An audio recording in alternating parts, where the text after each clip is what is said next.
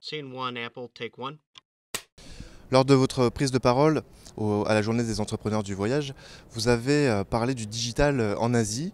On a l'impression que les acteurs français et européens sont pris entre deux feux, d'un côté les États-Unis, de l'autre l'Asie. Quel est le message que vous avez souhaité faire passer?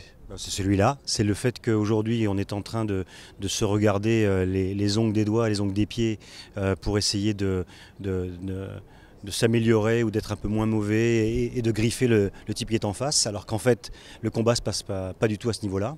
Le combat est au-dessus de nous.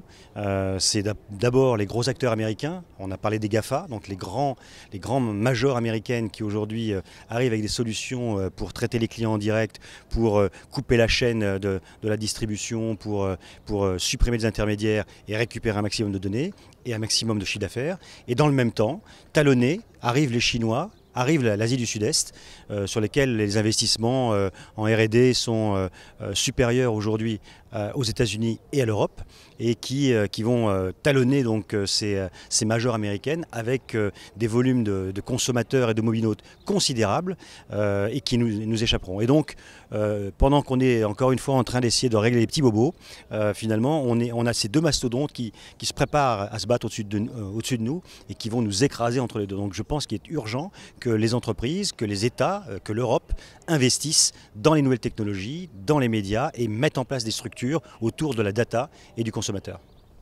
Au-delà de la compréhension qui est nécessaire pour comprendre l'évolution de l'innovation, comment on fait quand on est un acteur du tourisme pour investir justement dans les technologies Déjà, on peut... Ça dépend de son besoin. Si on a une stratégie très claire, on doit essayer de trouver les solutions existantes et de les personnaliser pour leur apporter une valeur. Ça évite d'avoir à développer des choses. Si on n'a pas du tout de moyens, on peut se fédérer avec des acteurs qui sont à peu près similaires et sur lesquels on définit des périmètres qui sont réservés à chacun, des spécificités à chacun.